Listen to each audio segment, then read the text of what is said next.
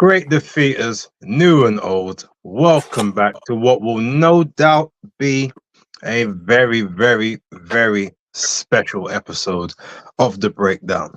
With your hosts, BaseDaKID, Tony, Pugilistboy, and we are the children of the game.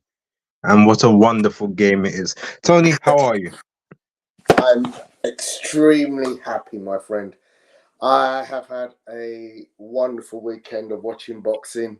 Um, yeah, I mean, we're going to go through a lot of fights, but yeah, it was very, very entertaining. I'm very excited about the way boxing is going currently. Okay. So you don't want to talk about no football this week, no? Yeah, I'll talk about football. Yeah, Miami Dolphins, American football. Okay. Yeah, we're coming for the Super Bowl this year. All right, say none. Say less. Good luck in the FA Cup final, yeah, bro. Of course. Right. Ladies and gentlemen, because this is gonna be a pretty long episode, and you guys know what's gonna take up the bulk of it. We're gonna do the road call, but there may not be a lot of interaction with the chat because there's a lot of stuff to get over, not just Ring of Fire. There was the top rank card. We also have to talk about that. So, Tony, on this one, I will let you do the roll call, and then I will start the action. So, go for it. All right. So, first and foremost, I love it. 3 pictures of Fury getting his face punched in. Yeah, so welcome. It looks like first to the house today was Philip Answer, our regular. Big up to you, Philip. Happy New Year! Yes, indeed, to the man like Muller in the house. Big up to Untraceable. Big up to Jack Knight in the place. Bigsy Biggs, Happy New Year to you, my friend. Everyday Gadgets, good to see you. Stay blessed, be real. Keep them up, my friend. Sir Alex Ferguson, big up to you. Daniel J. Boateng, Ahmed Ali, Robert Broney, none other than Alexander the Great. What's good, boys and girls? Yes, indeed. Big up to you, Daniel J. Boateng and Jonah 31. And last in, we can see Corn. Big up to you, Corn. Yeah, thank you, everybody who has tuned in so far. No doubt many more will be coming up and making their presence felt on tonight's show, this monumental show. So, yeah. Okay, so ladies and gentlemen, what we will do, let's start with I guess we'll start with Navarrete and Berinchyk. I think we start there. That was a main event. It was an important fight. It was Navarrete trying to become a 4-weight world champion. Big up against to another Shavaway. Sorry, I just wanted to very briefly mention when we get people as important as Shavaway tuning in all the way from Zimbabwe. Big up to you, my friend. Very much a big welcome to you for joining us. And don't forget, he's also a member. So yes, I don't mind that interruption. Indeed. Yeah, we had obviously Emmanuel Navarrete against yet another Ukrainian, the 4th Ukrainian over. Well, actually, it's the 3rd over the last 2 weeks, but it will be the 4th within the next month. All of which were from the same exact system, the same Olympic cycle, where the gold medals came for Usyk and Lomachenko. So yeah, let's see what happens with the last of that 3. But to give like a really sort of brief synopsis on this fight, it was Emmanuel Navarrete trying to, like I said, become a 4-weight world champion, and in Denis Berinchyk. Now, I initially had felt that Navarrete would just about get this on points, purely because if you look at Berinchyk in his fights, he's a very technical, very good boxer, but he normally fights at one specific pace throughout the fight, whereas Navarrete is very much all action, throwing from different angles, very rarely backs up. So even from this footage that you can see, to see this where Navarrete is actually being pushed about in the fight, is not something that we're used to seeing. But it is something that did come about in peaks and troughs from the Liam Wilson fight when he first went up to 130 pounds. And you could kind of see that some of those size advantages that he was enjoying at 122 and 126 started to dissipate. And in this particular fight, as you can see there, you've got Berinchyk just pushing him back, showing, no, I'm the actual bigger guy in here. And it just really highlighted a lot of the technical deficiencies that Navarrete has, and how he's not able to really capitalize when he doesn't have the size to make up for those deficiencies. Yeah, I expected for him to kind of get the nod because he is the guy at top rank. But the right man did win in the end. It became very sort of scrappy in the last sort of the last third of the fight. But to me, yeah, the right person did win, and it was definitely another special performance for I guess for the nation of Ukraine. So shout out to Berinchyk. That's pretty much all I'm going to say on that one, Tony. What's your thoughts? Yeah, unfortunately, bro, I didn't see anything other than the highlights, and as you see, I got a little bit of footage from outside the normal thing. But my immediate thoughts, you kind of mentioned it already. From what I could see, what Berinchyk seems to have done is taken the blueprint from the Liam Wilson fight and applied that to the fighting style that he brought to the table. He looked like he was consistently just pushing punches into the face of Navarrete, not allowing him the time and the space to get off his lauded big shots, and just keeping him busy. We see quite a bit of that this weekend, where a fighter fighting a big puncher just keeps the big puncher unable to offload his big punches by being busy. That is a really important aspect of boxing, one which so many times, I try to implore that, when you're looking at fighters, don't always look for the big punch. Those little punches in between can make such a difference. We're going to talk about styles a bit later in terms of what Usyk did to nullify the work of Fury. But in this one, we were able to see the technique of Berinchyk just basically nullifying Navarrete with his constant work and constant, lunges from distance. Whenever Navarrete seemed to, try to get some space and set himself and reset, Berinchyk was back all over him. Okay. So where would you like to take it next? Because I'm assuming you didn't see much or anything of the top rank stuff, right? No, I saw the Santian and Norman Jr. Norman fight. I mean, did you watch Torres and did you watch? No, I didn't see the Richard Torres fight. No. Okay, I'll tell you what. Talk about Santian, and then I'll talk about the Torres fight afterwards. And then we'll sort of go back to Ring of Fire after that. Well, I was hoping I could bring up a bit of footage because I do actually have some footage on my phone of the knockout, but essentially, I just saw the busted up nose of Santian. Norman. It was a devastating uppercut that finishes off Santian, and yeah, if I can get that moved across, I'll let the viewers see it because it is a very short clip. Go ahead and if you all right, I'll talk about the fight. I watched the fight. I watched it. Okay, so in this fight, I predicted that Santian would win just based off of sort of having the experience more at the a junior, so at a greater level than what Brian Norman Jr. has. If you can kind of see how if you can see sort of the way that the fight shaped up initially, I've seen Norman a couple of times and he always seemed a bit crude to me. Got a lot of power. He's he's a very big puncher, but the technique just always seemed to be a bit rough around the edges. It needed a bit of refinement. But in this fight, he used Santian's aggression against him. Norman is definitely very much a person that, number one, likes to counter.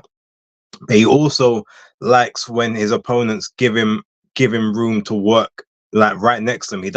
He's not the kind of person that really wants to go looking for you or trying to deal with someone who's managing space and distance. So when you're a person that will sit right in front of him and, you know, sort of box in front of him and try to take him out that way, he loves it.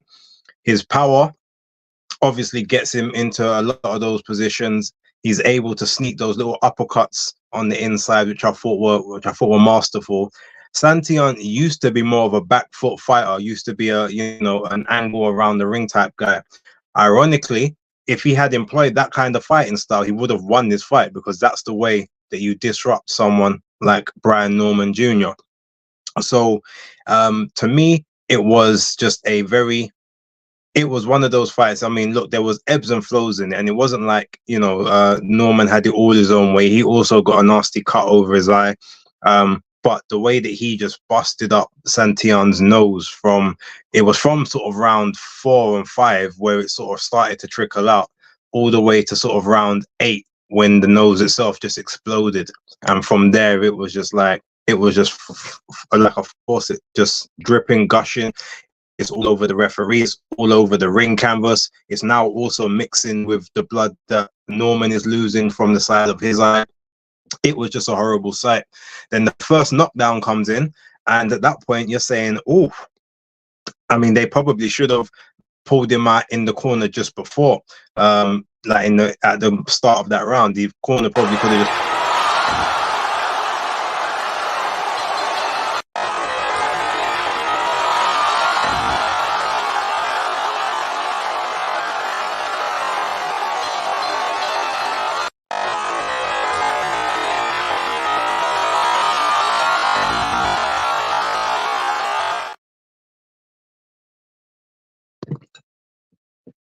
I mean, I guess you guys are used to this by now, right? Apologies for the sound. Ladies and gentlemen, well, what was I trying to say? Right, so they could have pulled him out from the moment before that happened, but then he obviously goes down from that first shot that you see, and in that immediate minute, you think to yourself, oh, the corner should throw in the towel right now, because even if he wants to carry on, he's so far down on the scorecards. He's just a bloody grimace. He's losing blood. He can barely breathe. There's no real point him still being in this fight. But they decide to stay brave. I think it's Angel Garcia who's with him, to the point where they then allow him to get hit with yet another shot on the ropes when he's still not fully back together.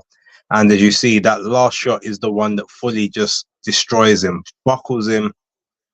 Like he flops to the floor. He falls down limp. And there's no point even administering the count. It was only right that the ref waved it off. And to be honest, the ref probably could have waved it off before that came in, knowing the kind of punching power that Brian Norman Jr. has. But shout out to him. He's now the WBO interim champion at 147. We all know that Terence Crawford isn't going to make it back to that division, so he will be elevated to full champ.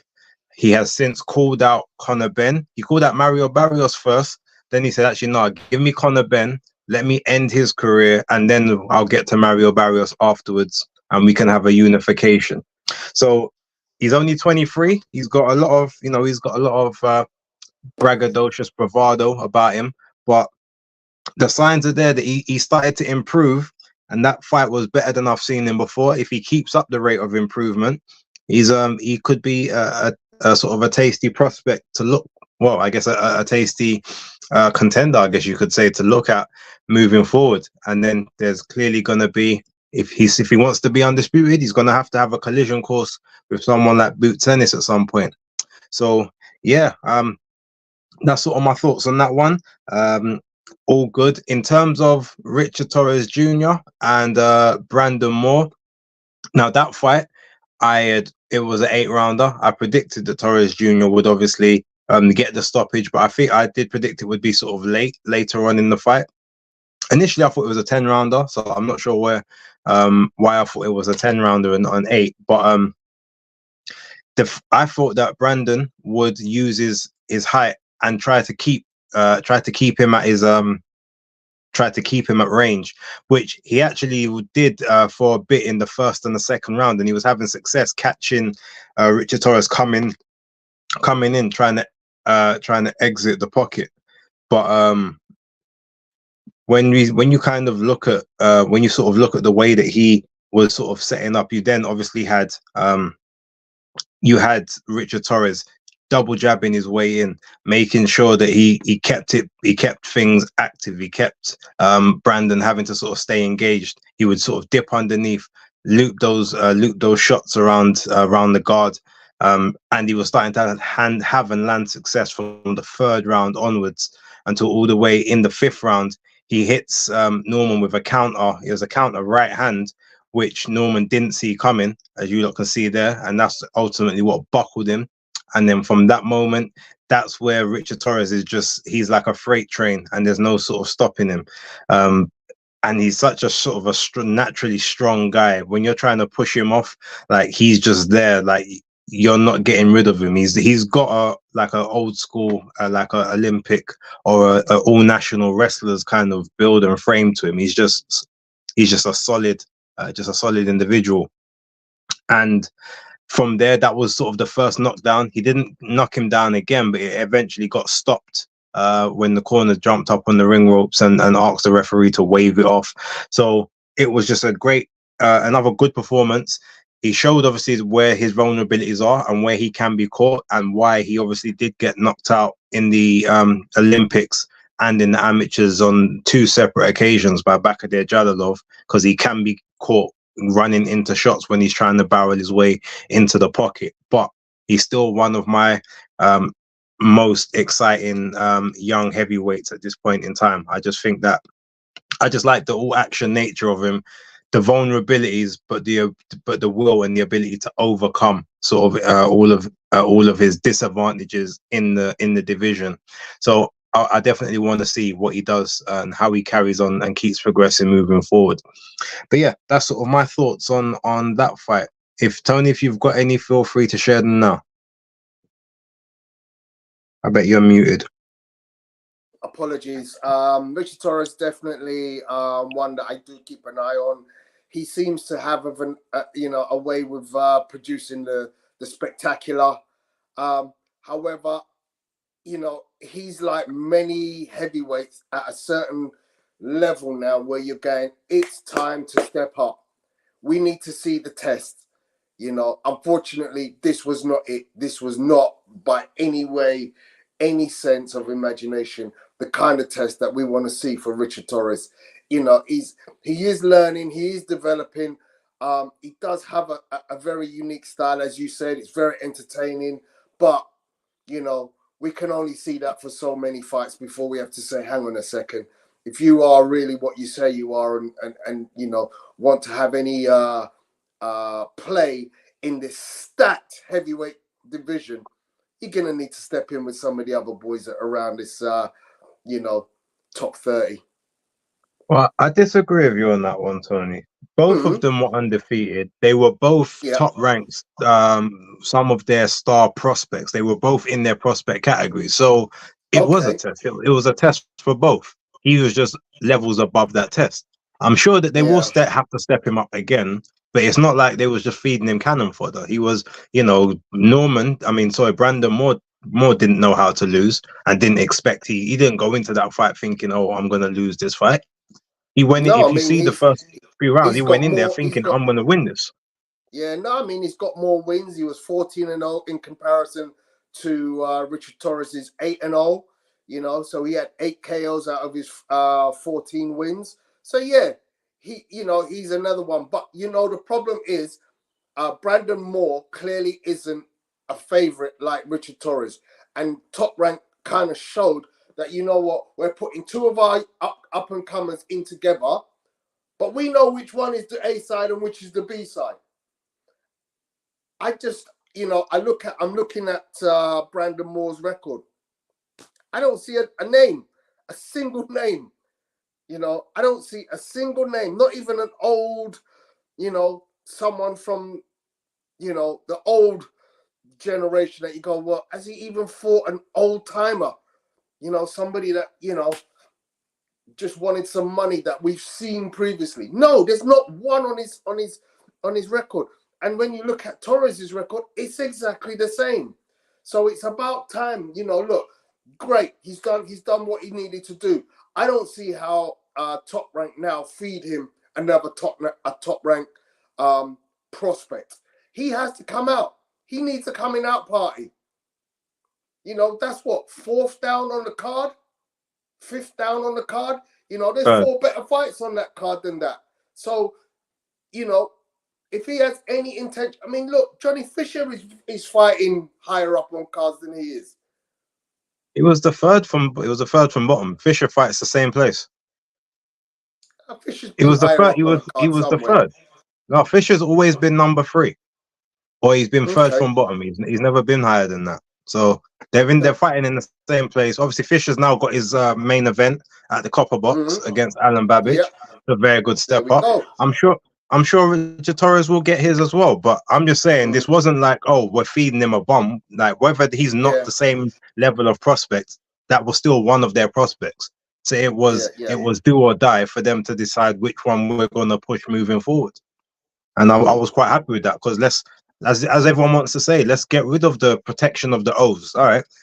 2 of you in there, 1 of you progresses, the other one's got to rebuild. If you do well enough, we'll keep you on and stuff, but we're not just padding your records anymore. I ain't got a problem with that. I quite like it. Cool. But cool. With that being said, move on. Let's go to what you want to look at next. And let you take it away. Quick shout out to TG1. Greetings from Chile. We have got followers all over the world. So, you know, welcome to you, TG1. And we are very appreciative of whatever time, probably in the daytime now in Chile, that it is. It'll be about 5 o'clock, 5:30. Yeah, we are appreciative. Thank you very much. Where do we go from here? Was there anything else on that card that we need to talk about, that, or you feel like we should talk about? No, those are the only 3 fights I watched on that card. Okay. For me. Yeah. Emiliano Vargas again got a KO against Angel Urena. He goes to 9-0. The super lightweight Emiliano Vargas is a very hot prospect. Another knockout. So, you know, we'll keep our eye on that one for another prospect for the future. So that, guys, wraps up our coverage of the San Diego card from Saturday night. We will now turn our attention to the main events of Saturday evening over in Riyadh, Saudi Arabia. Based anywhere in particular you want to start on that one? Okay, so let's talk about briefly Moses Ituma. Moses Ituma was... I wish I had a better picture of this knockout, but it was the best that I could get at the time. Ringside again, of course, but he was devastating. You know, he's another one. You know, which I've literally just talked about, a hot prospect in the heavyweight division, and the fact that there are a lot of those guys at that level where you're going, is he ready for the next step to be talking about moving into, you know, top 20 fights in this, as I said, very stacked division. You know, as I said, you know, we've got lots of oldies out there, what we might call journeymen. You know, there's a lot of them. Your what is the famous one? Dave Allen. Those type fighters, you know, there's a whole bunch of them. So, you know, where they take Moses Ituma next, I'm not sure. He, of course, is extremely young, but he has got a gift, because there's not many heavyweights out there with the hand speed of Moses Ituma. I was listening to an interview with, was it Shane McGuigan? Who's he trained by? Ben Davison. Ben Davidson, sorry. And Ben was saying how impressed he is by the kid in training. So there's clearly going to come a point in time where, you know, they're going to have to move him up into higher caliber of fighters, carefully, of course. But from what I can see, the kid has lightning in his hands. Hand speed and power, dexterity, good movement, you know. Yeah, definitely. I was excited to see what I saw from Moses Ituma. There were a number of fights earlier on that I didn't get a chance to watch, Base, namely Daniel Lapin, Isaac Lowe. I only caught the tail end of the Sergey Kovalev fight and David Inyika. Do you want to talk about any of those?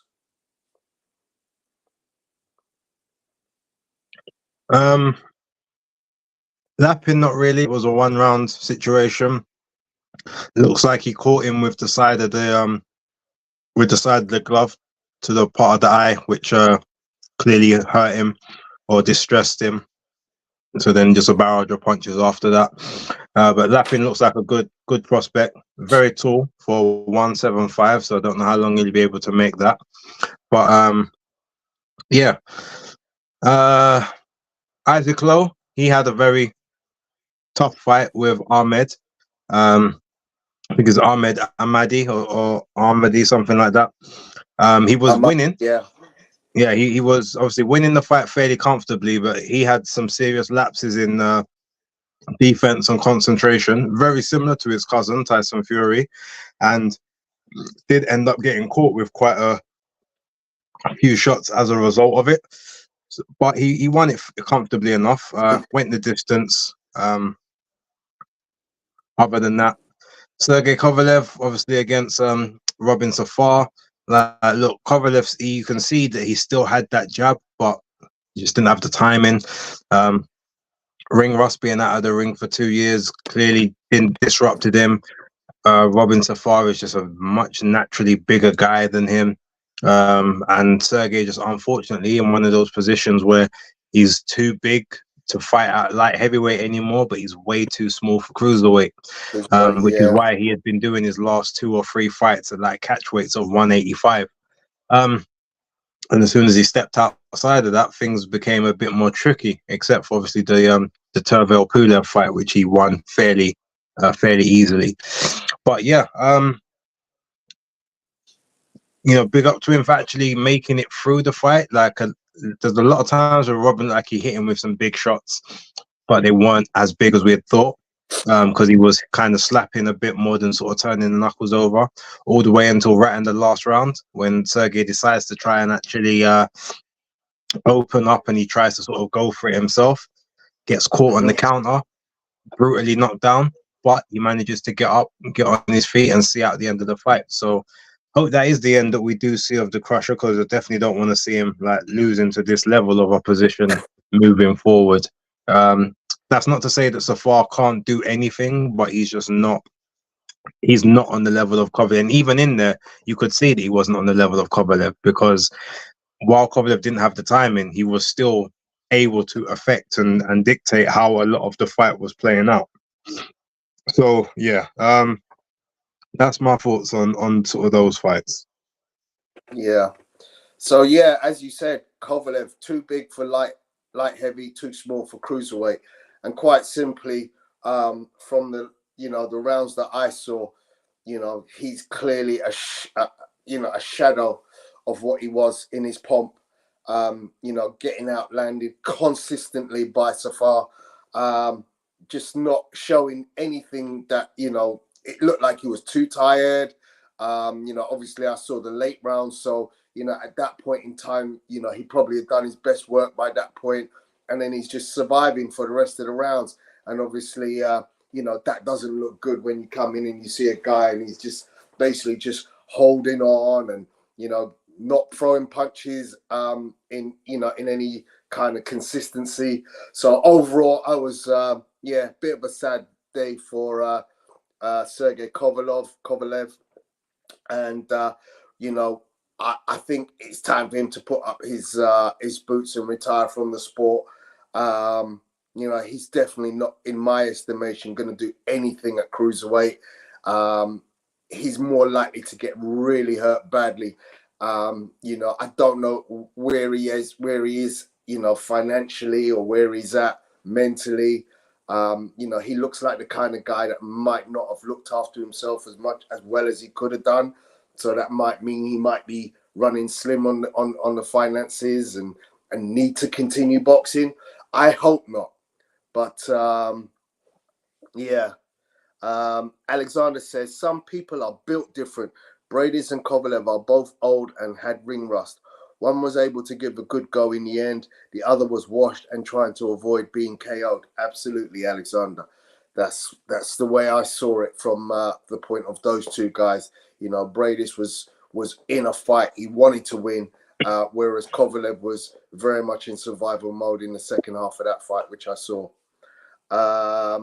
Alexander continues, all Kovalev will do at cruiserweight is be ironed out and be a name on a resume. Yeah, and that is what I don't really feel I'd like to see from him. So we will move on, if I may. I wish to talk about a very exciting fighter, someone that His Excellency Turki Al-Sheikh has a great liking to, and that is, of course, Mark Chamberlain, who was fighting Joshua Wahab at super featherweight. The 15-0 Mark Chamberlain was in against a very impressive record, 23-1-0 of Joshua Wahab. Wahab, of course, was coming up. I believe, is he coming up from featherweight? They were fighting at lightweight. At super, yeah. But no, you said super that's featherweight. right. They were fighting at lightweight, but Wahab, I wrote super featherweight because Wahab, he came from super feather, but he started his career at featherweight. Yeah. So it was noticeable when you saw them weighing in. The size difference. Wahab just looked smaller than Mark Chamberlain, but he was talking good game. So I was very excited to see this one. I do know some of Wahab's camp, so it was interesting seeing them turn up. And, what I saw was fairly devastating work from Mark Chamberlain. I don't have any video footage, but the finish of this fight was devastating. It ended in round one. Joshua actually started the fight quite well. He was moving nicely, he was getting some shots off, starting to try to set the pace of the fight. Whereas you could see that Mark was sort of just downloading the data, looking at the angles, and then feeling his way into the fight. But it did not take long because literally he suddenly unleashed his 1-2. And once that 1-2 went through the guard of Wahab, it seemed like the writing was on the wall. And there wasn't anything kind of technical about the way he finished it off. It was a straight 1-2-3-4 combination. But the heavy hands of Mark Chamberlain were sufficient in that initial 1-2 to rock Joshua Wahab, moving back into the ropes, and then finish him off with the 1-2-3-4. And that was all. That was all she wrote. So a very good finish from Mark Chamberlain, who now moves on to 16-0. No doubt Turki Al-Sheikh was very pleased, and we'll be seeing him in his next Riyadh season set of fights. Your thoughts on that one? Cool. The next fight I'm going to move to will be Frank Sanchez against Ajit Kabayel. Now, Frank Sanchez 24-0-0 against Ajit Kabayel 24-0-0. Absolutely identical records. This was for the WBC Continental Americas and the WBO NABO heavyweight title. Yeah, I mean, talk about upsetting people on a regular in Riyadh. Ajit Kabayel is becoming, a reputation killer. You know, obviously the defeat in his last fight in Riyadh against Arslan Makhmudov, a fantastic win, and then he goes straight back in again against the vaunted Frank Sanchez. And you know what I thought happened here was, we saw early rounds the hand speed of Frank Sanchez.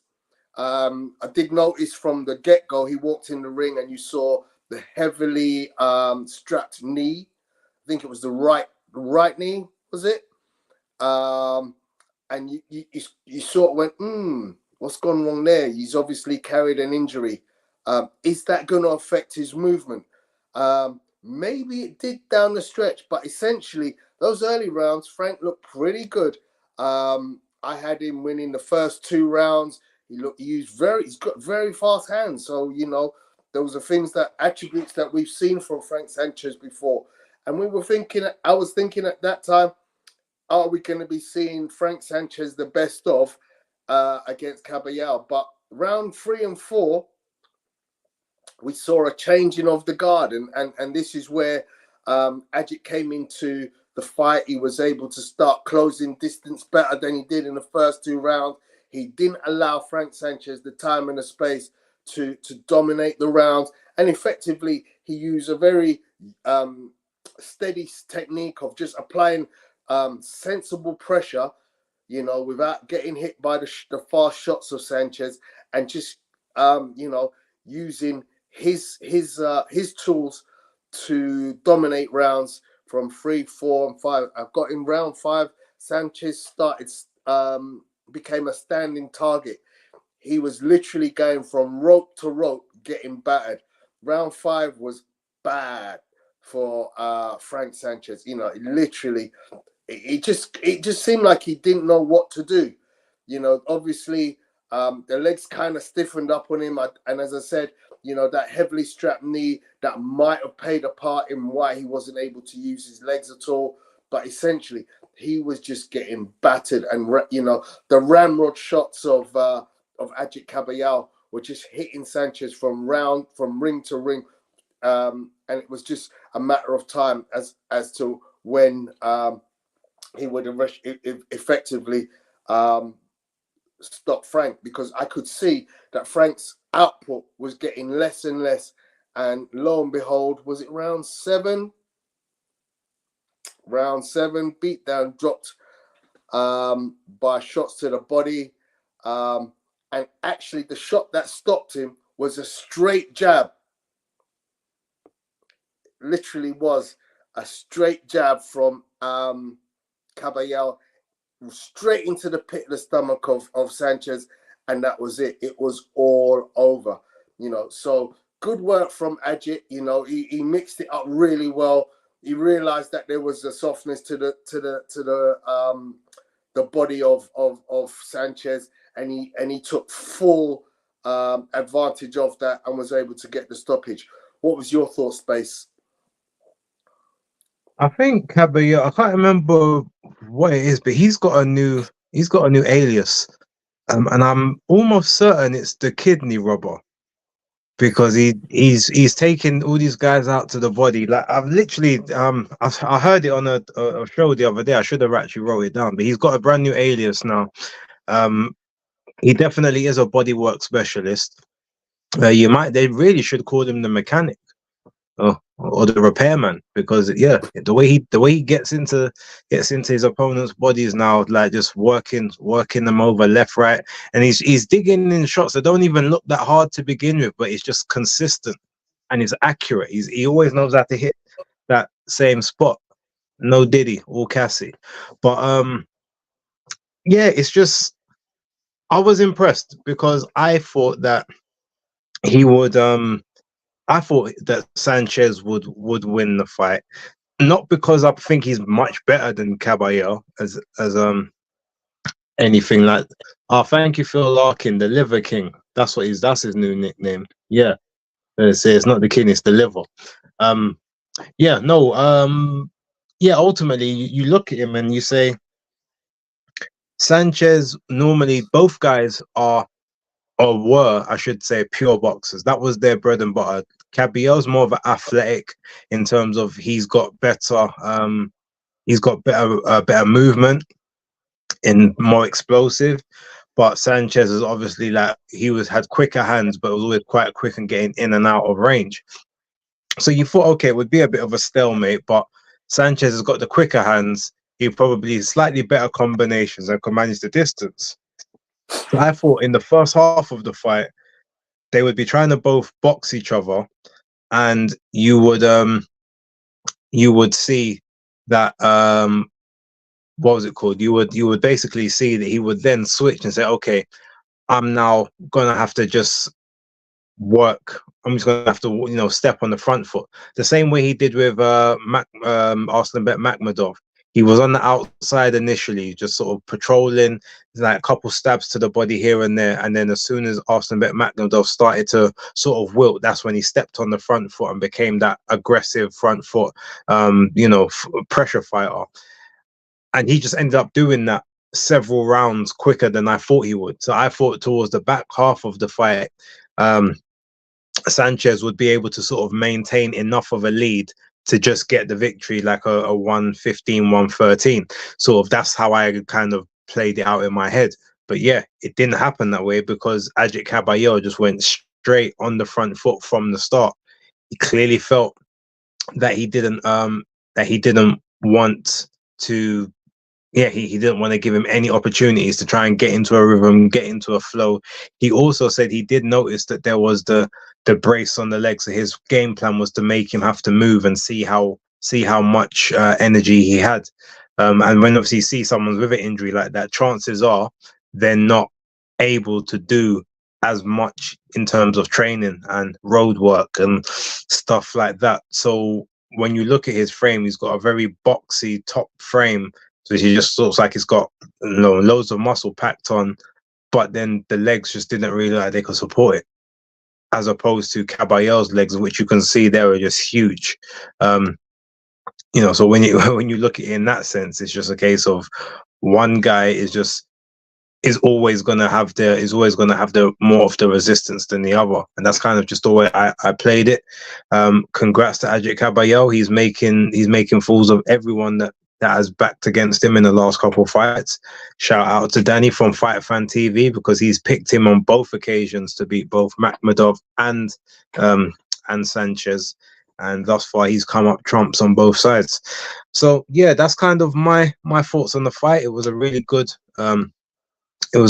performance for Ajit Kabayel, and I'm looking forward to when he gets out on the next card, whenever that may be.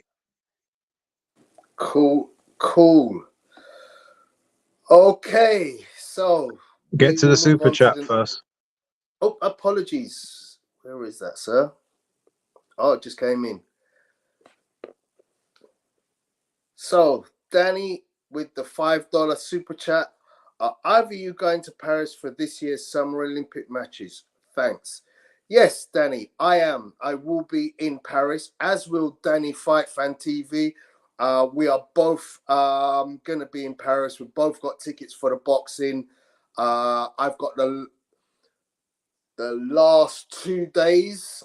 So I have 4 finals on one day and 4 finals on another day. I can't off the top of my head remember exactly which ones, but I do get the heavyweight final on one of my days. Evening Clyde. And Danny from Fight Fan TV is coming over as well. I've got tickets for athletics and some other events as well. But yeah, thank you, Danny, for that. Okay, go ahead. Okay. Good evening to Al Kuya as well. So, next on the agenda, Joe Cordina versus Anthony Cacace. 17-0 Joe Cordina, the reigning IBF and IBO champion, was facing Cacace was the IBO champ. Oh, apologies. So 21-1 was the record of Anthony Cacace coming into this fight. And this was a proper humdinger. This was a fight. I mean, sensational work by both protagonists. But yeah, Anthony Cacace certainly surprised me. Excuse me. In fact, I think I have to let you have a bit of the same, because I've kind of dominated most of the proceedings so far. So please No, allow you me can to have this one. I spoke about the top rank stuff. You wasn't there for that, so go ahead. I'll start on the next one, and you can start on the main event. Okay. So Cacace versus Cordina. So round one, Joe Cordina came out and he looked sharp. You know, he was shipping some really sharp counters to the head and body of Cacace, and it just looked like, you know, obviously you can see their sizes on the way in there. You know, they're both in great shape. But boy, oh boy, you know, it appears that Joe Cordina is somewhat worn by the fact that he's had to make weight. But in the first couple of rounds, I had him winning by the first two rounds. Some beautiful sharpshooting shots. As I said, very typical of Joe, who I consider to be, you know, I remember speaking to some of my cousins as we were watching this, saying, you know, watch this guy, Joe Cordina, very, very good operator. You know, you're going to see some very good things from him, because, you know, our experience so far of seeing Joe has been, you know, nothing but excellence in the ring. You know, a very good boxer puncher.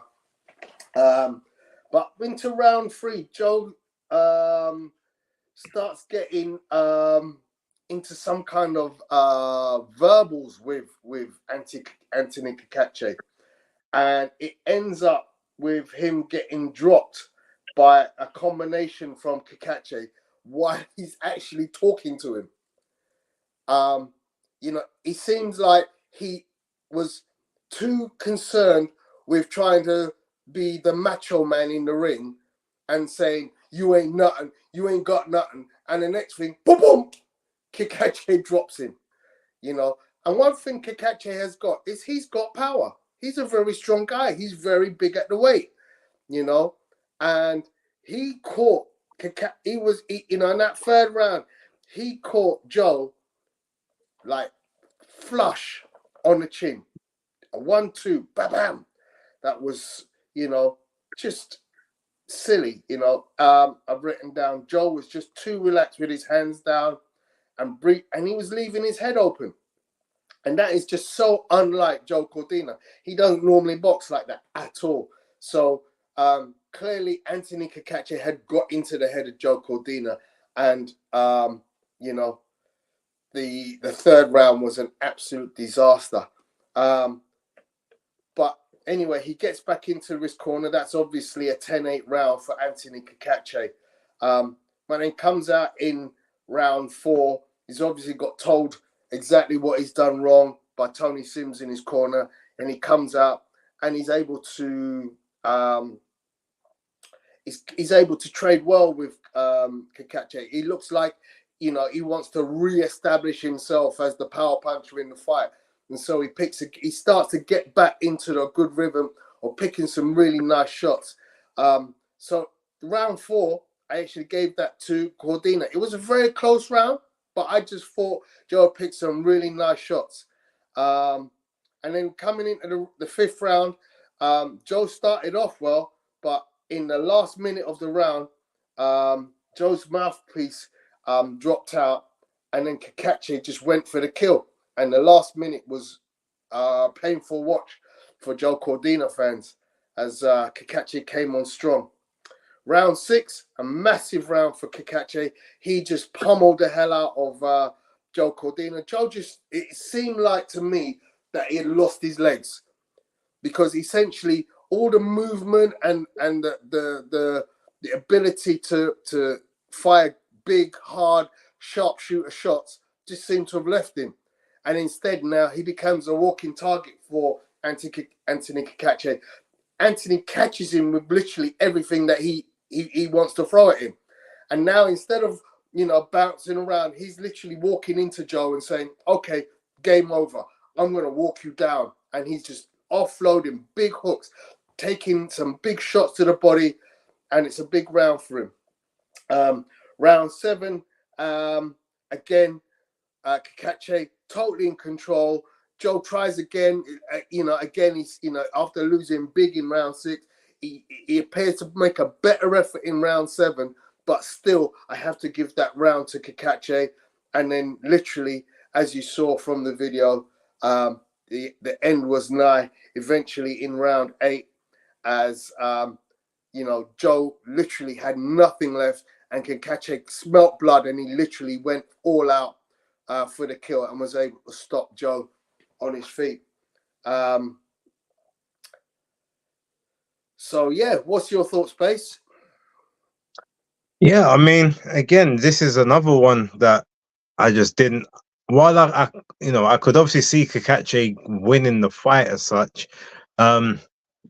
My initial take was that Joe would be able to outbox him, because Cacace, for the most part, just doesn't have the power to really, not so much not to hurt him, but the power to actually take him out. And the record prior to this fight was 22-1 with I think it was 7 KOs or 8 KOs. So when you kind of look at that, you say, well, he's not really known for for getting guys out of there. But as we've seen in the past several times, it's sometimes the lack of knockouts is deceptive, and these guys actually hit a lot harder than you think. But with this fight, one thing that you could tell quite visibly is that one guy is very comfortable at this weight and the other guy isn't. I mean, Joe Cordina had been speaking for the last 2 fights that he was looking to move back up, especially because he couldn't get the unification with Shaki Foster initially. So he stuck around. Obviously, the fight before with I think it was Vasquez, that fight he was, he made that weight quite poorly, and everyone had kind of admitted it. This time, he looked actually very good on the scales. So he probably made the weight a lot better, but he may have also left a lot more in the gym making the weight, because the punch resistance that he had just didn't really seem to be there as much. Now, obviously, there is a big controversy in there with when the referee has called for him to stop boxing, and obviously, as he's started the call, you see Joe Cordina landing sort of a grazing shot, but that's at the start of the ref's call on the first time. And then as that's to say stop boxing, he's saying it on the second time, Cacace kind of pushes him off and then does hit him with a big left hook, unanswered, undefendable, unresponsive. And they say it's the punches you don't see that hurt. And while obviously that it didn't look like it took his legs away, it looks like that one shot changed the trajectory of the entire fight, because at that moment, Joe Cordina stopped trying to box and decided he's almost like he wanted to be on some macho thing where he's, okay, I'm going to walk you down. Let's have a fight then. If you want to swing shots like that, let's have a fight and see who comes up second best. Well, he clearly didn't read the feeling in the air, because the person that came off second best was him on not just 1 but 2 occasions. What I will say is credit to Joe for one thing, because he got face planted. He literally fell onto the top of his head, hitting the floor from that first knockdown, and somehow managed to recover from that, even though there was a lot of a round to go, and he managed to survive and hold on. But he was in crisis management from there. fair play to him. The round after, he actually got that round back, and you thought, oh, okay, it looks like Cacace's had his moment. But after that round, Cacace is like, okay, you did what you needed to do, but it's almost like he took the round off, because as soon as that happened, boom, steps on the pace again. He now gets Joe into this fight that he wants. He's the one that now wants to have the tear up in close range, where he can get the shots off quicker than Joe Cordina can.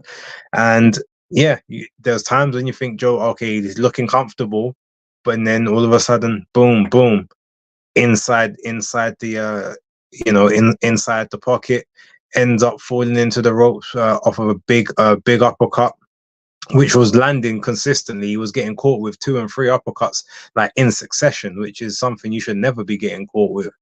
But yeah, on the ropes, flurry by Cacace. Referee steps in. It was the right decision. No one can really have any complaints about that, which is something we could definitely talk about later on.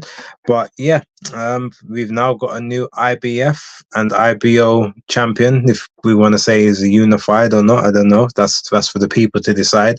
But Cacace he was saying at the end of the fight things such as almost like, okay, whoever wants it next can kind of get it. But he was giving talk as if he was ready to sell the belt to the highest bidder moving forward, which sounded a little bit disappointing. But with that being said, it's okay, because he is older at this point, nearly 36.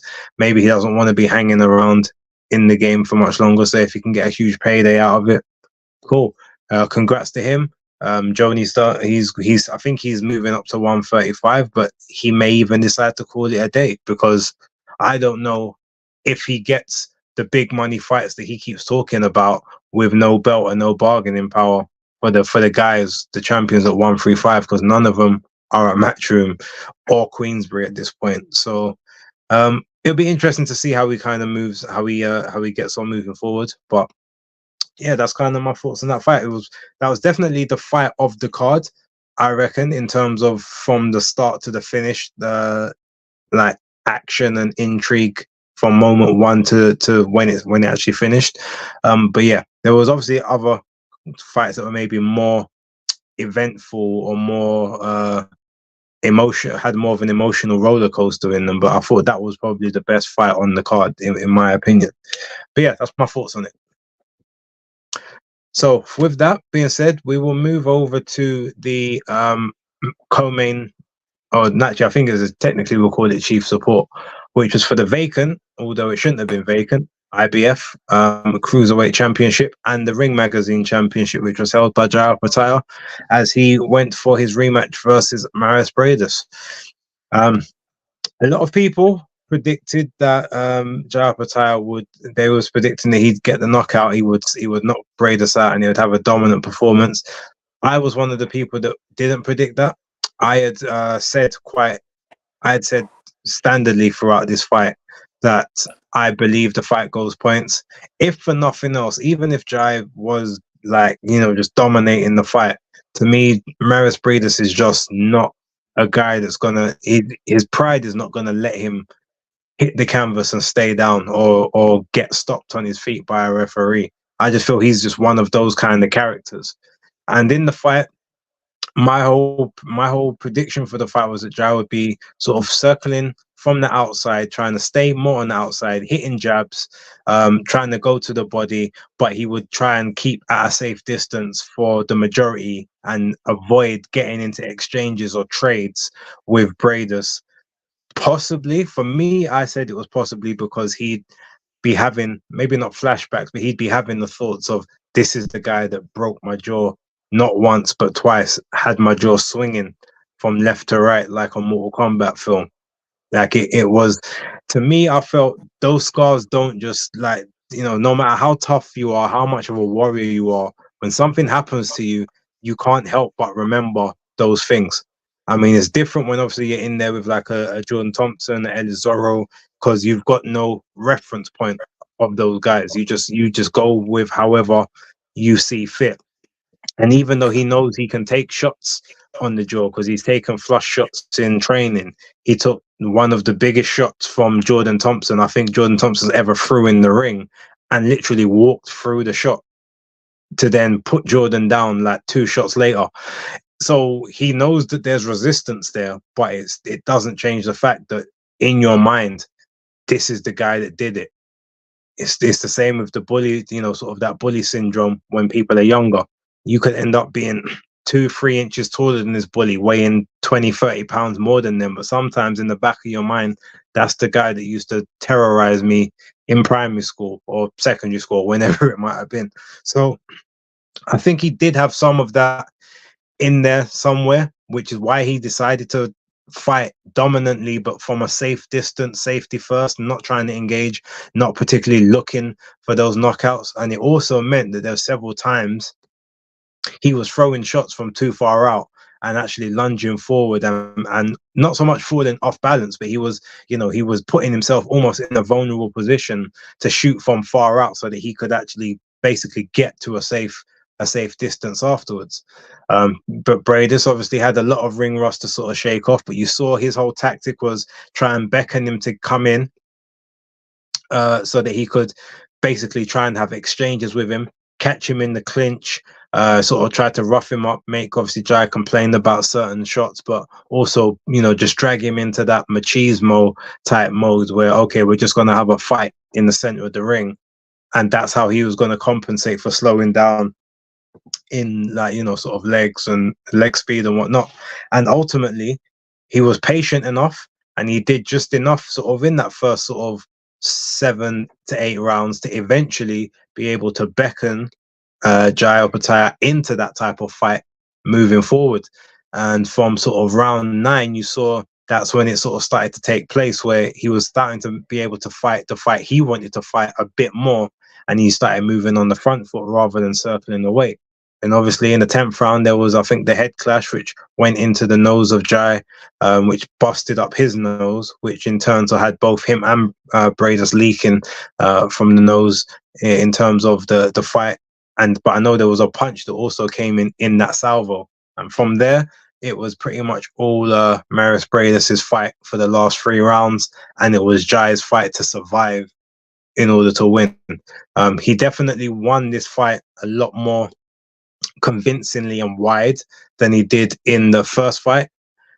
But this fight still had the same level of danger and jeopardy as the first fight, and it still had Jai Opetaia basically hanging on, not for dear life, but hanging on in those last rounds when his engine has started to sort of go, and obviously his shape started to fall apart a bit from the pressure of Briedis and, you know, just the big strong thudding punches and the roughhouse tactics, and just, you know, not really now trying to go for you know, any sort of knockout victory. It's just about surviving to get the belt back. But yeah, I said it would go that way. I said it would always go the distance. Nobody makes easy work of Mairis Briedis. It just doesn't happen. Like, he is made of that old school stuff that, you know, a lot of boxers these days aren't. And it's just great to watch, you know, sort of to watch him in the ring. But this would be the perfect time for him to probably bow out now. He did say this would be his last fight, win, lose or draw. He's 39. He's going to be 40 in January. He's only lost 3 fights, and 2 of the fights he lost to Alexander Usyk, who is undisputed cruiserweight, undisputed heavyweight, generationally the best fighter we have right now. No shame in losing to him, and he probably gave him his hardest fight, ran him his closest out of all of his fights. And then the only other person he lost to is who people are crowning to be the next him in the cruiserweight and potentially heavyweight divisions. That's not a bad resume to go out on. That's how I'd like to see it personally. Tony, what were your thoughts? Yeah, so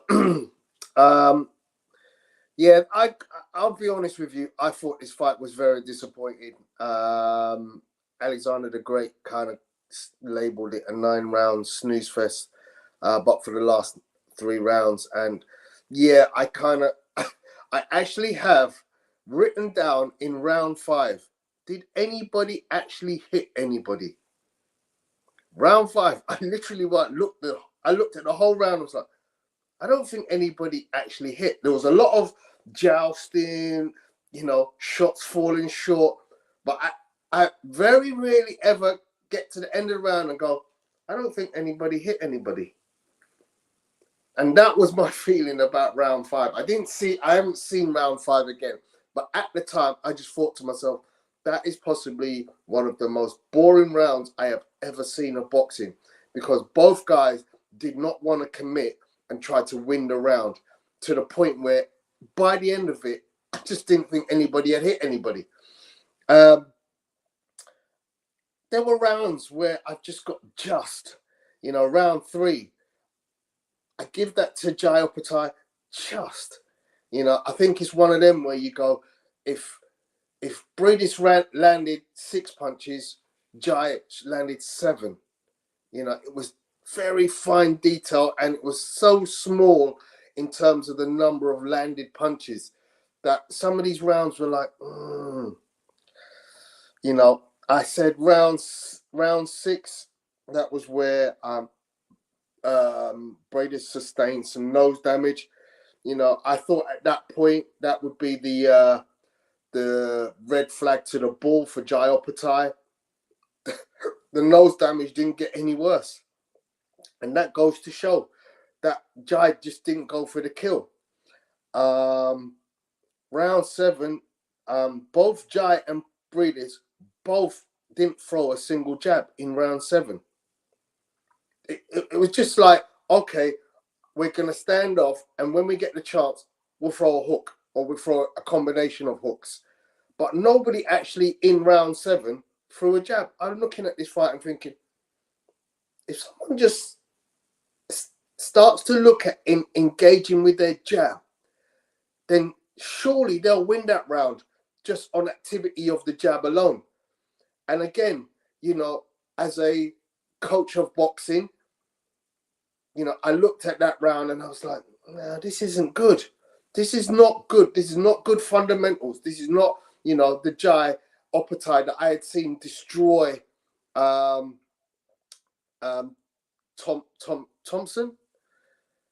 and Ellis Zorro. It just seemed that, he was very tentative against Briedis. And of course, all respect to the fact that Briedis is a great champion of old, but I think there was just slightly too much respect in there paid by Jai Opetaia. Yeah. Let me see. By the end of round 8, I saw a stat come up on the screen. 8 rounds had been completed. Jai Opetaia had landed 40 punches. Briedis had landed 28. And that speaks everything to me. Just showed me the lack of willingness to engage by both fighters. They were, they were hitting, but there was few and far between in most of that, what you expect to be the busier half of a fight. You expected that to be the busier half of the fight. As it happened, the second half of the fight was the busier of the two. But only because Morris in the last 3 rounds, really went for it. Yeah. Round 9, round 8, round 9, Jai rounds, and then 10, 11, 12, pretty much as you described it, Briedis rounds. So you had the scorecards were 116, 112 twice, and 117, 111, which exactly married my very own scorecard for the fight. Disappointing, but it is what it is. We will hopefully see a much improved Jai Opetaia next time out. Obviously, there's that huge crop of cruiserweights sitting, waiting to see if they can get an opportunity. Interestingly, this weekend we see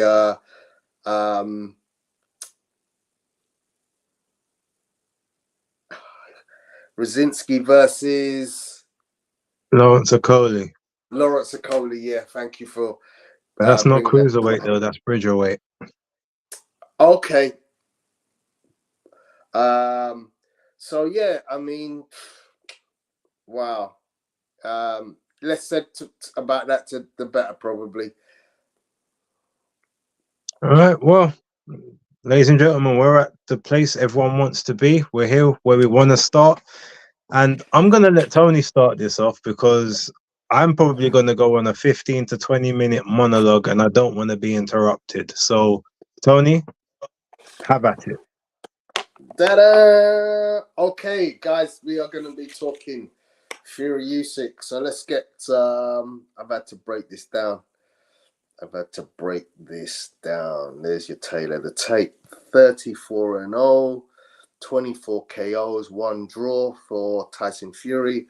21-0, 14 KOs for Alexander Usyk. 6'9" versus 6'3". There was a bit of a kerfuffle with the weigh-in weight by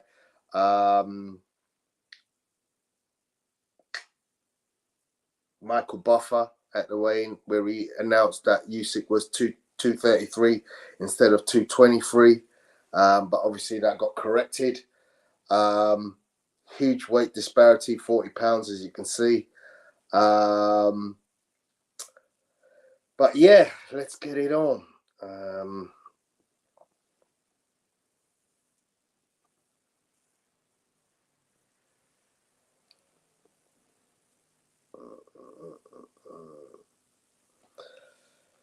So this was a very good fight to watch. I felt, I had the family were gathered together, and obviously there was a lot of talk pre-fight about what had happened. Obviously, John Fury,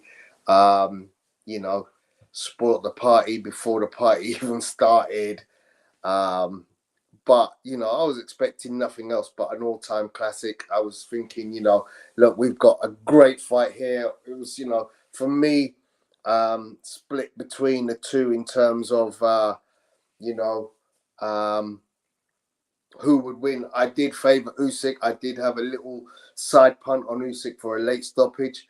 But, yeah, I did think ultimately that Usyk would win. But I did also feel that I could see how Tyson Fury could win. So let's get into some of the action of the fight itself. And basically, I'm just going to talk away at what we saw. First 3 rounds, for me, I gave all first 3 rounds to Usyk. There's a lot of shots here that Fury, they barely touch. Usyk's defense was quite good in the early stages. Fury's punches, were being blocked in the main, whereas Usyk, when he decided to assault with his straight right, he was touching the body like he does there very regularly. As you can see, Usyk is holding center ring, and he's backing up Fury. And he just seemed to be doing the better work for me. I have a full analysis here of scoring. I have the power punches. I have the total punches. I have the referee scorecards by round. And I also have Base's scorecard. And I have Fight Fan Danny's scorecard. And I've done a full analysis round by round. So interestingly, rounds 1, 2, and 3, I gave to Usyk. Base also joined me in rounds 1, 2, and 3. Danny, you went with Fury in round 3. Interestingly, when we look at CompuBox stats for round 3, they both landed 10. They both landed the same number of power shots, but total punches landed overall seemed to be, according to CompuBox, was Fury.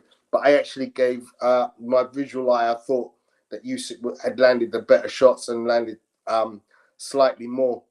But yeah, 1, 2, and 3 for me were Usyk rounds.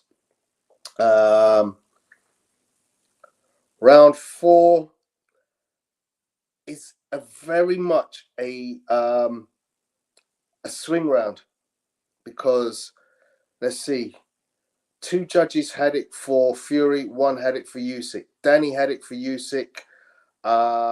Base had it for Fury. It was a very much, the CompuBox figures showed they both landed the same amount of power punches And in terms of all over punches, Fury outlanded Usyk in that round. But again, I found it to be a very difficult round to split, so I gave it as a swing round, 10 points each. Round 5 is where everybody and everything turned for Tyson Fury.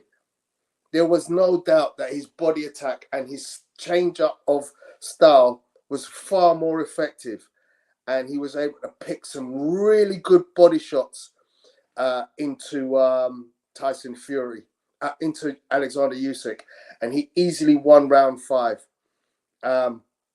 Round 6 was a big round for Fury. He absolutely had it his own way. Usyk just did not have an answer for the combination work that that Fury had. Now, you know, you see that, you know, if you're looking at the video footage that I've uploaded, you know, there are points where Fury is backing up, but here he's on the front foot. He's, you know, he's actually picking great shots to the body there. You know, this is where he was like, yeah, I'm the man. And round 6 was a big round for him. Round 7,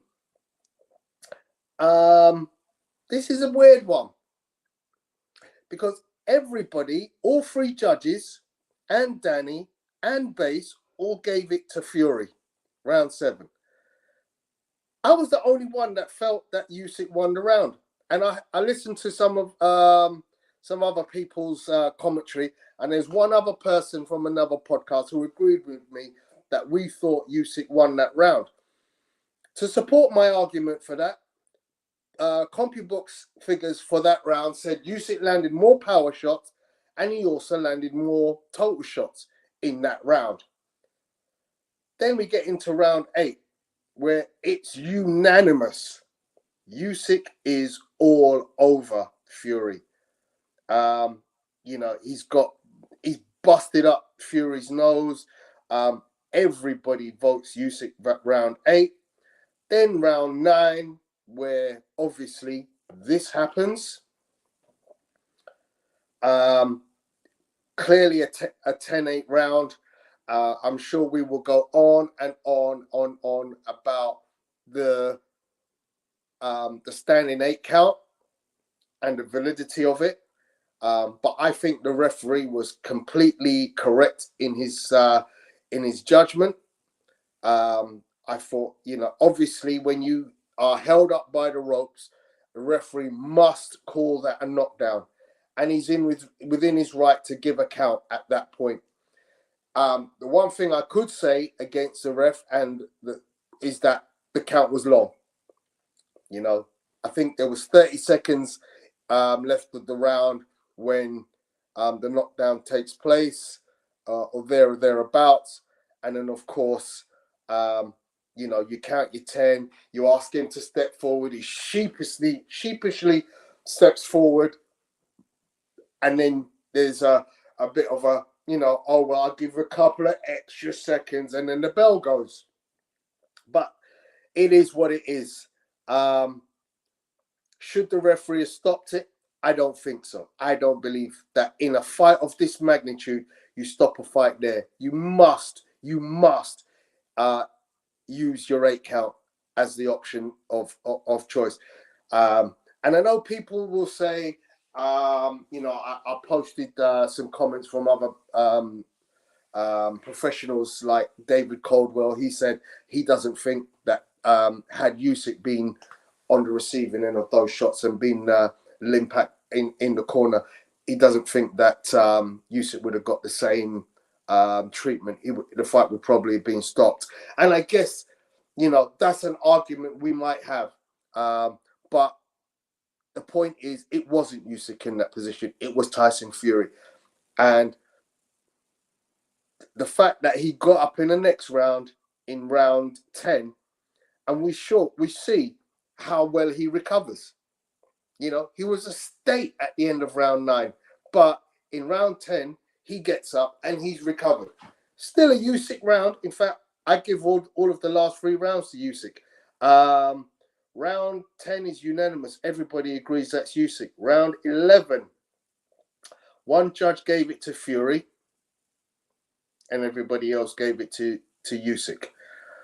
Round 12, interesting one, because 3 judges gave it to Fury. Danny scored it a draw. Someone else I noted gave it to Fury. Base, you gave it to Usyk. I gave it to Usyk. CompuBox stats show that Usyk scored more power shots in that round and landed more total shots in that round. I'm not sure if you guys will be able to see this clearly, but it's there in black and white. Now, black and white stats, the CompuBox stats are not always 100%, I agree, but I do believe that, when I look at the analysis, there's certainly a lot of rounds which people see in different ways, but the consensus shows that round 1, round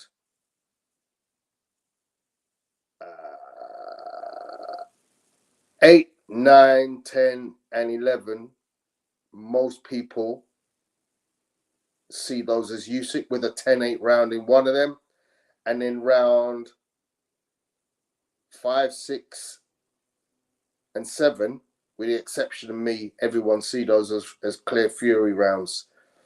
And then, as I said, I saw round 4 as a swing round, and then you can pick and choose the other rounds because, different people see them different ways. Points I want to raise. Usyk's movement is phenomenal.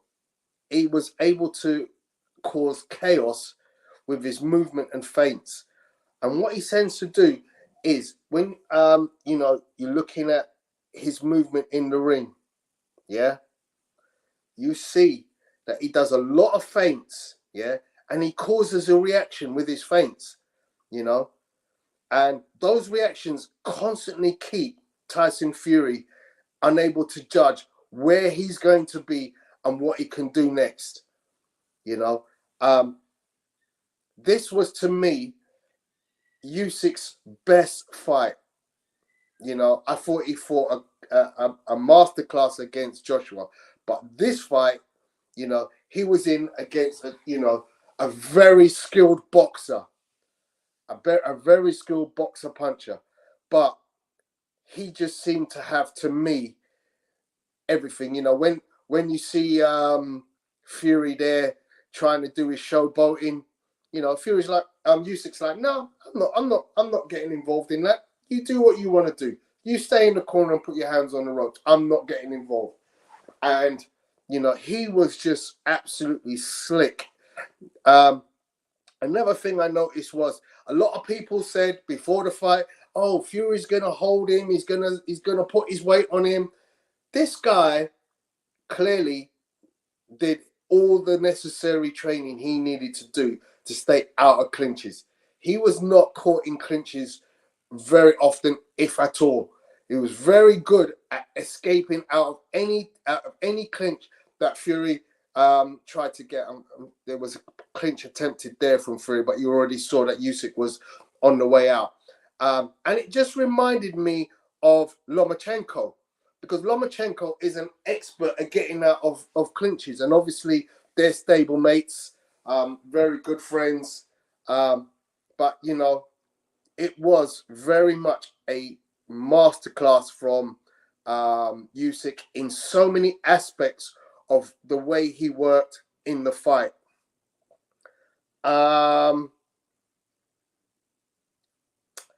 Tyson showboating, absolutely useless, pointless. I mean, yeah, I like showboating. I haven't got a problem people showboating, but when showboating comes at the expense of action, it's useless. And there were rounds where, Tyson seemed to be showboating and he's losing the round. And you're like, you maybe don't realize, but the guy in the other corner is outscored you in a round where you're showboating. Look there, you see Usyk hits Fury clearly with the left, and then Fury stands up and he waggles his tongue, showboating. But you just got hit in the face, bro. That's not a time to be showboating. You know, showboat when you've hit an uppercut and you've got the guy wobbled. Then you can showboat. But if you got just caught clean in the face, that is not the time to be showboating. There you go. See that big, lovely hook, which was a regular shot. You know, that big, long looping left from Usyk. And the showboating for me was a sign of, I'm not comfortable here. You know, I'm not able to dominate as I usually do. And so what I'm going to do is I'm going to showboat. As I said, you know, the middle of the fight, Fury did have a good purple patch. He performed really well in the middle of the fight. But the overall picture of the fight was that he just didn't have the ability to maintain the level of work he gave in those rounds. And obviously, you know, Usyk just kept his work rate at, you know, non-stop pace and ended up getting that wonderful end to round 9. The next point I want to raise is the corner work. And that, to me, was a shambles. The fact that you had Sugar Hill Lewis, you had John Fury, and you had help me, Base. Andy Lee, that's it. All shouting instructions at points simultaneously was just, to me, a clear indication that order in his corner was not kept the way it should have been.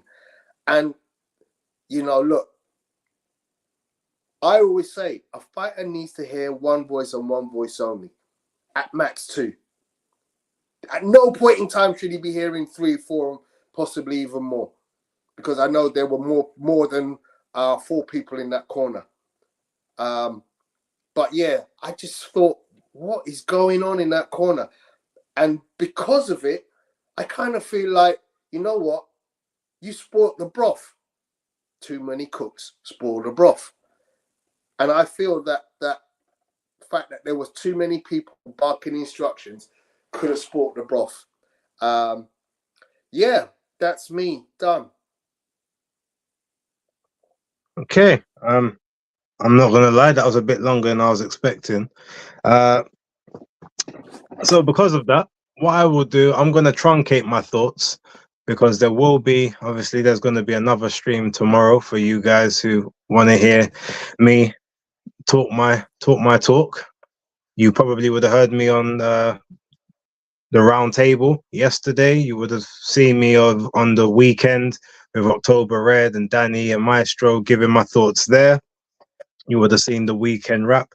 So I'm going to keep it a lot briefer in my thoughts. But in terms of the breakdown of the fight itself, yes, first round, 100% an Usyk round.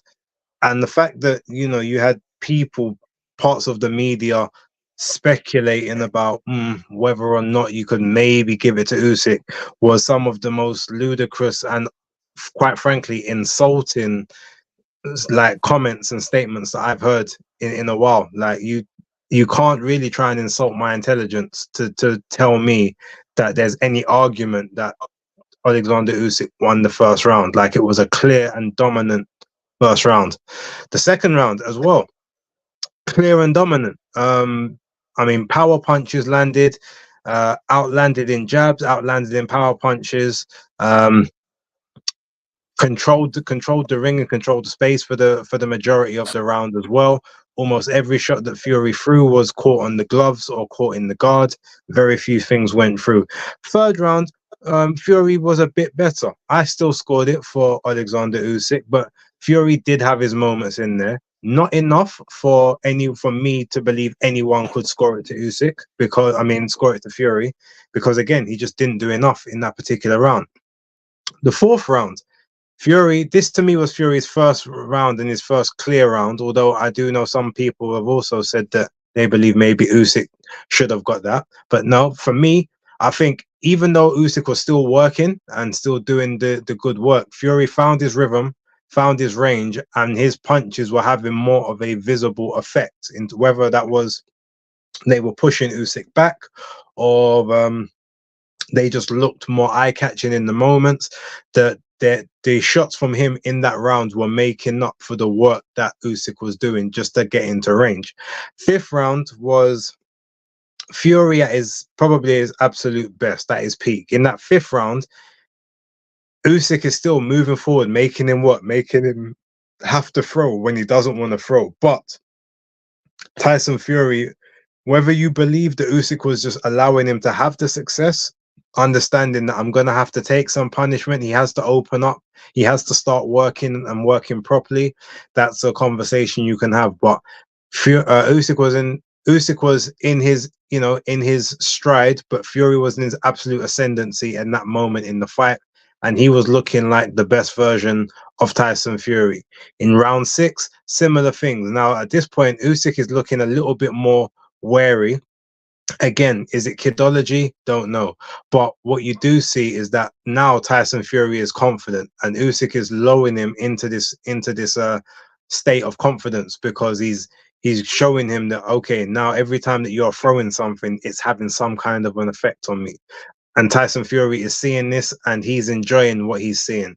But in these times, you also, as Tony will say, you'll see Fury try to get in and try to jump on the inside and lean on Usyk, and you'll see Usyk just angle his body just to push his shoulder into the chest and into the stomach of Tyson Fury, so that he can't get a good angle or grip on him, or he'll tuck his elbows deep into his chest, into his rib cage, so Fury can't get underhooks on him, so he can only go from an overhook position, which allows Usyk to then be able to either slip out or to push Tyson Fury off of him, which you see him actually do several times in those earlier rounds.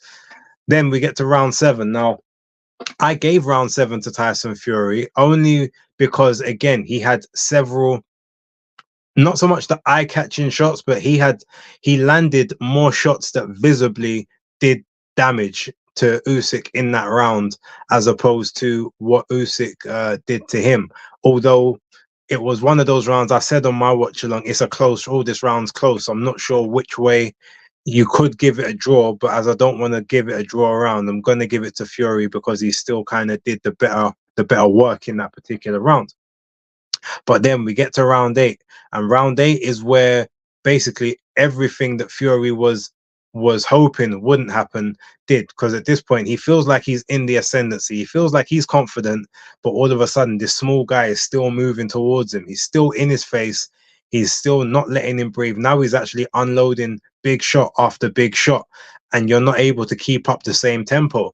I told people that Tyson Fury hasn't got this big engine that they think he has. Like, when he's forced to work, he has to work, and he doesn't like it. From that second Deontay Wilder fight, when he was on the front foot and aggressive, and you saw him, like, he started blowing heavily from the end of round 3. People didn't notice that, but I did. So I knew that if he was being made to push to win those rounds, he wouldn't survive it. And then all of a sudden he gets the big shot, boom, on the nose in the 8th round, which compounded the damage from the first round when he caught him on the nose, streaming. So now he's in a state of panic, because he's not used to someone still being this aggressive so late on in a fight, and now he's the one that's wilting and not the other way around. We then see what happens in round 9. I haven't really got to go over it. It was a beautiful sight to behold, with the irony being Tyson Fury was actually winning that round, and winning it very well, before what happened. And all of that happened purely because, again, Usyk just lulled him into another false sense of security. And Tyson Fury, who is this, supposed great, masterful, defensive boxer, and he's an elusive genius, and if he doesn't want you to hit him, you won't hit him. He basically proved all of his supporters wrong in that very moment, because in the moment he's having the most success is the time when he's the least switched on in the fight. And then yeah, we see what we see. Rounds 10, same thing. Usyk, you know, just dominating the 10th round. 11th round, Usyk again is, I won't say he's dominating, but he's pretty much in control of it. And I think at that point he's realized, or he's decided that Fury's just gonna angle himself away. He's probably not gonna get the same shots off, and because of that, let me just make sure I secure these rounds instead of anything else. But then when we get to the 12th round, again, the 12th round was a lot more of a competitive round. I still felt like Alexander Usyk did the better work in that round, the more consistent work. But Fury did have a couple of, I won't say big moments, but they were more. I guess they were more sort of memorable, because all you really remembered was him getting sort of pinged around and pot shotted from the inside and the outside at that point. So yeah, I gave the 12th to him as well. Anyone who wants to say that, you know, round 3 was a swing round, well then unfortunately round 7 could also be a swing round and swung the other way. So the scorecard could still end up being the exact same for me, which was 111, 116 to Alexander Usyk. Now, with regards to the referee, I'll keep this one brief. I think throughout the fight, Mark Nelson didn't do the greatest of jobs.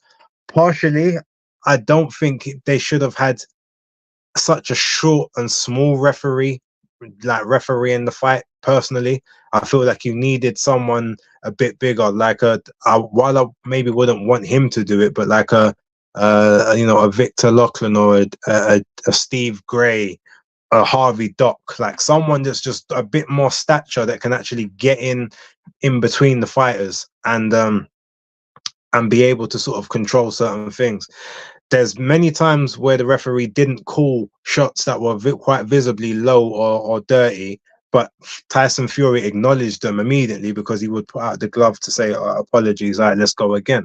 Ref didn't call those. In that ascendancy, when you've got the knockdown in the 9th round, yes, the referee did the right thing when he stopped it initially, because of obviously Fury has buckled into the ropes and he's technically not on his feet. But at that point, I still feel as if there was 2 moments before then he actually got into Usyk's way, preventing him from being able to actually shoot punches at Fury when he was still on his feet, to the point where if you look through the footage, you'll actually see Usyk push the referee out of the way on 2 separate occasions to try and get to Tyson Fury. In that 3rd stanza, you see that's the first one right there. When you'll see it again in a moment, oh no, that was the 2nd one. It doesn't show you the 1st one. That's fine. But when you look at it, you'll see to yourself that the ref even stops Usyk from loading up. Usyk's got his left hand cocked, ready to shoot again when Tyson Fury drops into the ropes right at the end. But you can't. The referee, obviously, that's the one moment where he steps in, like he doesn't want him to land that shot. But if I was Usyk, and you know, Usyk being such an honourable guy, clearly feels like, okay, maybe not, because he thinks at this point the referee's about to stop the fight. He doesn't even think it's going to be a count. He thinks he's about to stop it. But everyone else probably would have just thrown that shot anyway, and then made the ref just drag them away. So yeah, personally, I feel as if the referee did rob the KO. I feel like he should have stopped it 10 seconds before he actually did jump in, because as you can see, Tyson Fury's arms are down by his side. He's not able to defend anything. He's not lucid. He doesn't have any balance. He's just taking clean shot after clean shot, getting pinged around the ropes. There's absolutely no way that you don't step in there and save him. But obviously, we saw what we saw afterwards. So fine, it went 12. It went 12. But ultimately, that was just another 3 rounds of extra head trauma that maybe didn't have to happen. That being said, Alexander Usyk, clear and dominant victor. Tyson Fury was 2nd best on the night, despite, you know, Usyk being the middleweight, a gap tooth rabbit, you know, little man, no man can beat me, all of that stuff. Him just being a Easterner, a foreigner that doesn't deserve the belts and all of that stuff, and I'm going to be the one to take him down. John Fury and Tommy Fury and Shane, this would probably be his easiest fight as a heavyweight. Yeah, well, shuts up everyone. None of them have been heard from since. Such is life. Great performance by Alexander Usyk. Completed the game of boxing from amateur to pro. If he honors if Tyson Fury has in fact enacted that rematch clause, Usyk will be a man of his word and honor it, and I think he will win the second fight even more conclusively. Because personally, there's only two things that will happen. Tyson Fury will try and bum rush him for the first 6 rounds to try and get him out of there, and then start and then flag and then get beaten up afterwards, or he'll stay on the back foot trying to just pot shot and stay safe, and he'll just get beaten with a dominant points victory. So yeah, as far as I'm concerned, that's pretty much that. If he does decide to not enact the rematch clause, personally, I know Usyk said that he's happy to fight until the age of 40, obviously for the proud nation of Ukraine or whatever. I'd love him to just to retire 22-0, 14 KOs, undefeated, and just clock boxing and just have that as the legacy, because no one can't say anything. Oh, well, he didn't face this person, didn't face that person. Like, he beat everyone that he needed to beat. And that's kind of the way I see it. Clyde, well, this was from about 30 minutes ago, so I don't know how many, if that's still the case. But yes, if you are watching and you haven't hit the like button, please do so. It is appreciated. Yasmin, Usyk treated boxing like the undisputed game and clocked it 100%. This to him was fight night champion, and he went through every single level he needed to. That's sort of my thoughts on it. I will give Tyson Fury one big actually no, I'm going to give him two bits of praise here. Number one, everyone said that the best version of Tyson Fury beats the best version of Alexander Usyk. Well, this was the best version of Tyson Fury that you will see, because it can't get any better. And there were times in this fight where he showed why a lot of people believed he was the greatest heavyweight of this generation.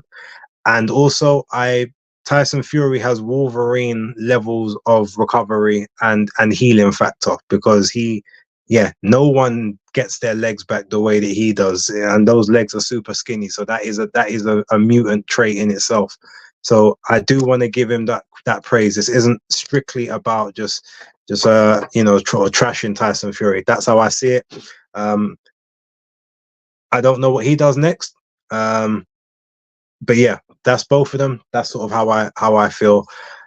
Tony, any final thoughts before we wrap it up? Because we've been going for a very long time.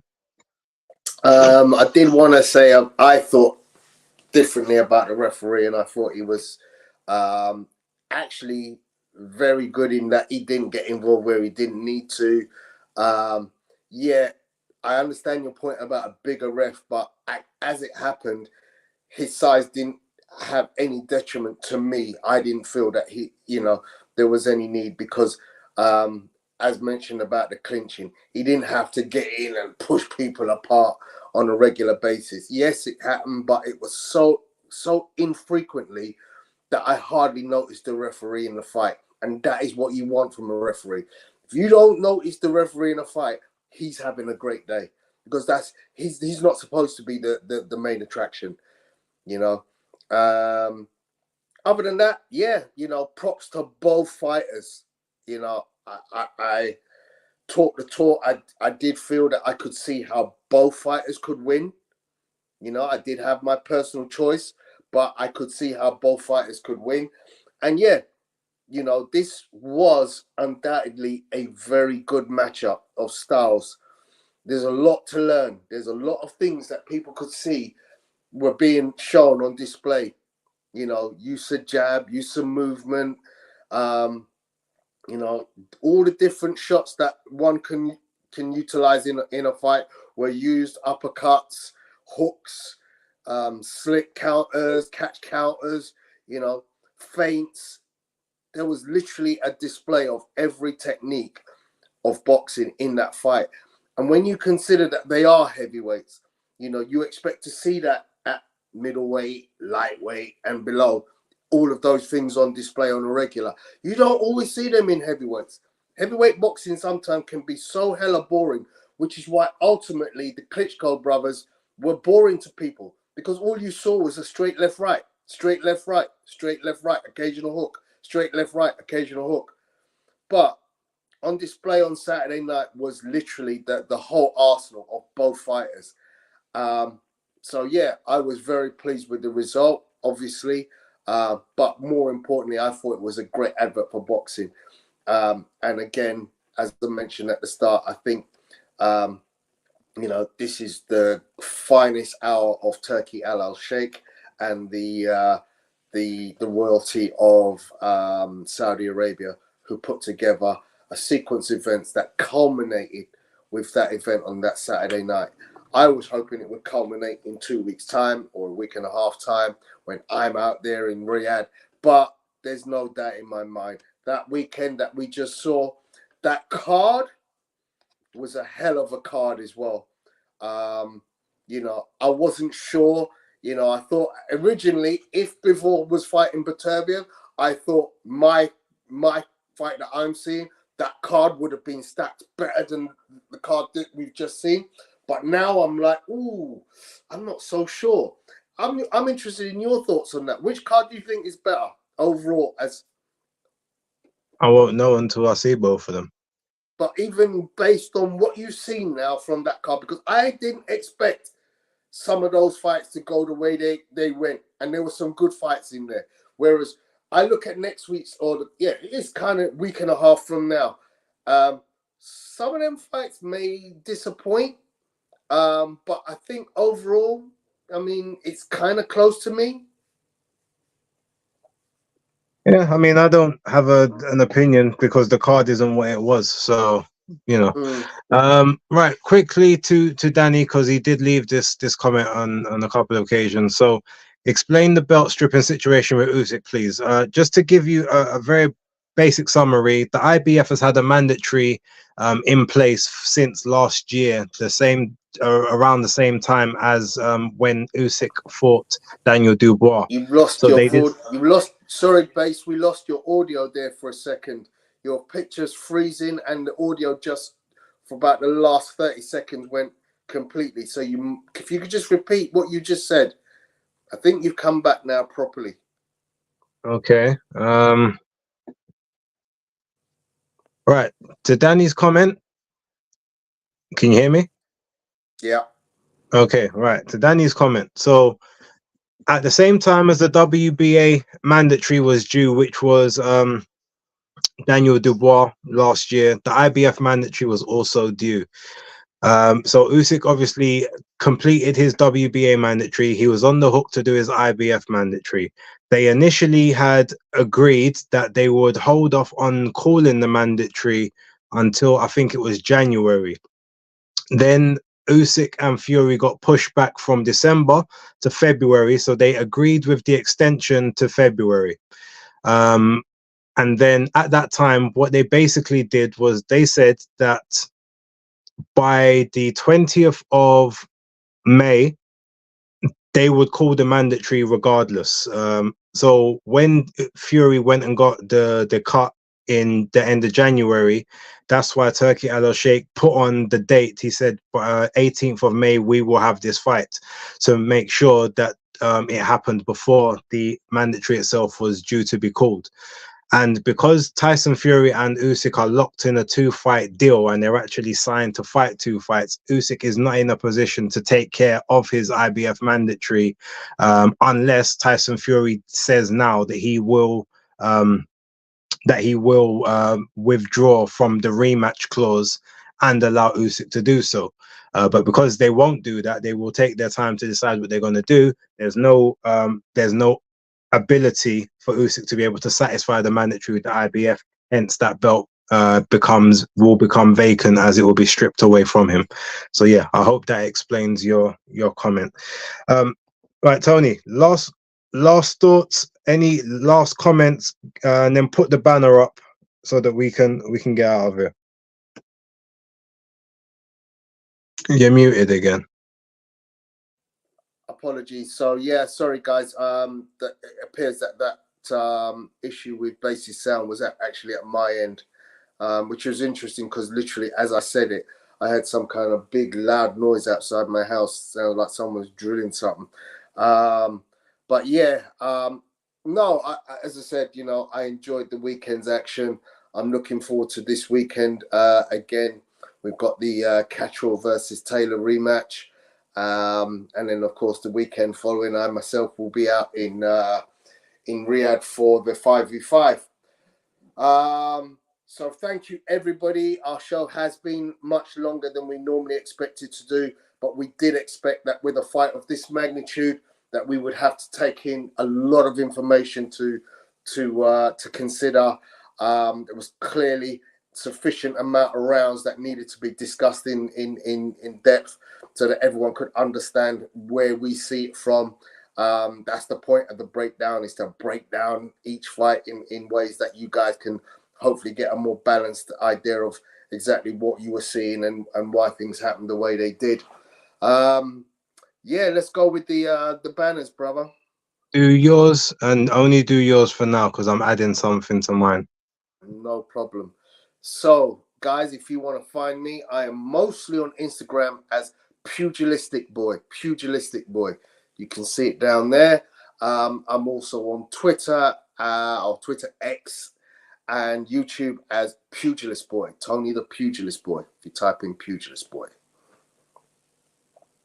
Okay, that should take now. Right, ladies and gentlemen, my one. BaseDaKID, the hardcore casual, as you guys can see there. Content tomorrow, you know, casual stream is happening. Instagram and Threads at BaseDaKID. Twitter, B_A_S_E, or just type in BaseDaKID and it does show up.